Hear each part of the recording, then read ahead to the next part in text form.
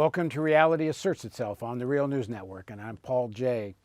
People that follow this show know I particularly like to interview people that stick their neck out and stick to their guns for what they believe and what they're fighting for. And our next guest is someone who's done both of those things under a lot of pressure. So this is the story, to begin with, of Stephen Cohen.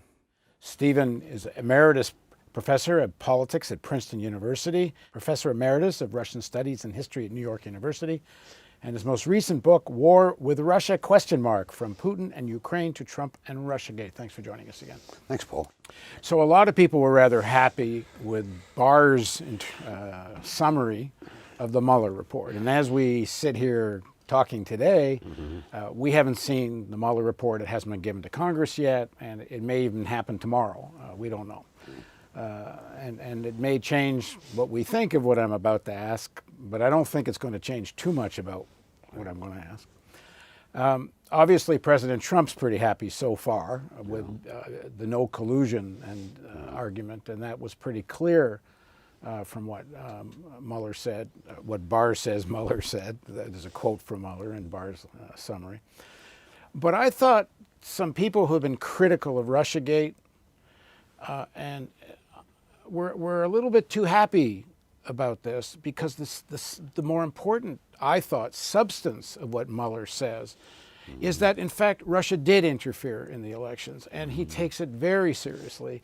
And the more important part of the Russiagate narrative, I don't think, was ever the collusion part. In fact, we all knew Mueller was not heading down any big collusion road anyway because, as you pointed out in one of your interviews, I don't know if it was Larry King, you could see from how other people were being charged, Manafort and others, there was no breadcrumb leading you to a collusion argument with Trump. The real problem is the underlying idea is that this is an existential threat to American democracy, and Mueller more or less confirms that. And I thought people shouldn't be so happy about that part of it because the substantial argument, and I'll quote you again, is that whatever they did, it was low-level stuff. It happens all the time between these countries. They all interfere in each other's elections. And that it gets raised to the existential level, that's the problem. And Mueller more or less confirms that. You are absolutely right, only not right enough. This expression, which has become a truth in the media and for too many politicians, that, quote, that Russia attacked America during the 2016 presidential election is both exceedingly dangerous and a complete falsehood. Why is it dangerous? Because if a great power is attacked, that great power has to eventually attack back, counterattack. This is a ticking time bomb in relations with Russia. No attack on America occurred in 2016. I was awake, present, and observant. I saw no missiles descending our country, no Russian paratroopers, no Russian submarines, no Russian combat planes, nothing. It's complete fiction. It's a form, I guess, of hyperbole. Did the Russians meddle? Some Russians. I'm not even sure the Kremlin knew anything about it. But the Russiagate story is that Putin decided he wanted Trump to be in the White House, so he attacked American elections and rigged it, so Trump is now in the White House. I don't know how many people actually believe this, but too many continue to say it, including the New York Times, the Washington Post, CNN, MSNBC. Too many influential news outlets are putting out an exceedingly dangerous fiction, which is a form of warmongering. It didn't happen, but they won't let go of it. So I agree with you. There was no attack on America, but they're keeping this up. Was there meddling? As you say, sure. So let's do briefly the history of Russian-American meddling in each other's politics. Where would you like to begin? Should we begin with the American intervention in the Russian Civil War in 1918? I mean, Wilson sent about 8,000 American troops to try to help overthrow the new red communist government. Was that meddling? No, really, is it meddling? You tell me. Sounds like meddling to me. It's armed intervention. It's armed intervention. All right. What about to leap forward? 1996. I was in Moscow. I observed it. Then President of post-Soviet Russia, Boris Yeltsin, stood no chance of being reelected. No chance whatsoever. He was like 3% in the polls. But the Clinton administration desperately needed to keep him in power. So they meddled big time. They sent electoral experts, not unlike, by the way, Paul Manafort, guys who make a living advising other countries about how to rig elections. We got lots of them who do this for big money. So they set up in the presidential hotel. You could see them. Clinton arranged, I think it was $10 billion. I may be wrong there. IMF loan to Yeltsin so Yeltsin could pay pensions and salaries he hadn't paid for 5 years. I mean, we did the whole. I mean, this was a massive intervention into Russia's election, and basically we kept Yeltsin in the presidency. Is that meddling? Is that meddling? Yeah, of course. What happened with Russian meddling in 2016, compared to the kind of meddling both sides have done, was jaywalking. The only reason it became one of the worst scandals, and I think most damaging in American history, because of the loathing for Trump and because the Clinton people couldn't accept that she was defeated fair and square. So they made up a story. And you know, there's this book Shattered, which tells about how they sat around and said, we'll blame it on the Russians. However, it's exceedingly unpatriotic. It's warmongering. It's damaging our institutions of the presidency. I mean, if it's true, for example, let's say it's true, that the Kremlin can put Trump in the White House, then evidently our electoral system in this country is not reliable. And why not a governor or a senator or a member of the Congress that Putin likes? And what about the next one? I think it's going to erode confidence in our electoral system on the part of American voters. And what about the presidency itself? I mean, people actually say that a Kremlin puppet sits in the presidency. Do they think that the damage done to the institution of the presidency is going to end when Trump leaves? And do they think Republicans aren't going to do something similar to the next Democratic president? And the media's scandalous coverage of this, abandoning their own standards. I mean, you don't get your virginity back quite that easily. I mean, they've got a lot to atone for, but at the moment they're not even prepared to say they did anything wrong. Just the other day, the heads of these CNN, the executive editor of the New York Times, I think the Washington Post, all said they thought their coverage of Russiagate had been great. I mean, really? Really? I mean, that's like a brain surgeon missing cancer and then saying he thought he did a good job. I mean, it's preposterous. So we have a major problem here. And the myth, there was no Russian attack, the Russians meddle. Mainly what made the meddling different from the kind of meddling that went on, for example, when there were Russian-backed American Communist parties, for example, in this country, is social media. It was a social media thing. And a final point, let's say that the Russians, they didn't, launched a major social media attack to distort the thinking of American voters. And were successful. Because that's one of the premise, right? People are saying that, right? Yeah. What does that say for American voters? What contempt people have for American voters? So-called American Democrats have contempt for American voters. And now what are they doing? They're out busy censoring social media so that we won't get any information that might disorient an American voter. You can't, if you don't believe that the electorate will reach a rational decision in voting by whatever interest individual voters have, you're not a Democrat. I don't mean a member of the Democratic Party. You're not a Democratic person. If you don't believe in voters, you can't be a Democratic person. Then you're an authoritarian. The story that got completely lost as they focused on low-level meddling that was mostly, I think anyone can determine, rather ineffective, was the Cambridge Analytica story and the Bannon and the use of troll farms, American-controlled troll farms, to do this targeted social media manipulation. And that's out there, and including an arm of Cambridge Analytica, which helped shape the Brexit vote in the United Kingdom, and the role of Robert Mercer, who funded Bannon and Kellyanne Conway and originally backed Cruz and then helps create Trump as president. I mean, that's the real story of the Trump presidency, not this low-level meddling. And they've never really told that story in mainstream media. I mean, we did a whole documentary on it on the Real News. This whole thing's been lost about the real kind of sinister dark side to the 2016 elections. What worries me more, though, is the way Russiagaters, the zealots of Russiagate, have criminalized contacts with Russia.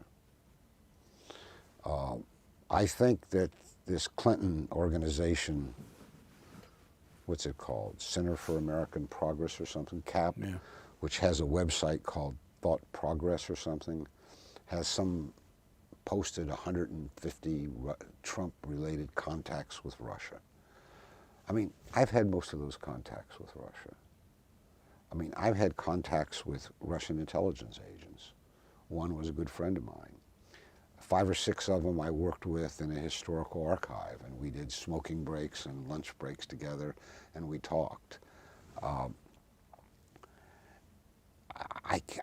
mean, I've had all sorts of contacts in my nearly 50 years of dealing with Russia. There was a time when contacts were supposed to be good because it was a way of understanding and avoiding conflict, part of détente, part of diplomacy. But Russiagate, the allegations, and I don't believe any of them, by the way, the allegations, have criminalized contacts. Incidentally, as we talk, this young Russian woman, Marina Butina, sometimes pronounced here Butina, but it's Butina, B-U-T-I-N-A, has been sitting in an American prison for more than 6 months, most of it in solitary, for doing nothing other than what many Americans do in Russia, and that is go around talking about how good the American political system is to Russians. She went around bragging on Putin and the Russian political system here. For that, she's been kept in prison and was, as Russians say, finally broken, literally. That's how Russians break people. They lock you away until you confess. We call confession a plea. So she's still in prison, by the way, even though she pled. What did she plead guilty to? Coming here and advocating Russian perspectives without registering as a foreign agent. This is a Soviet practice, Paul.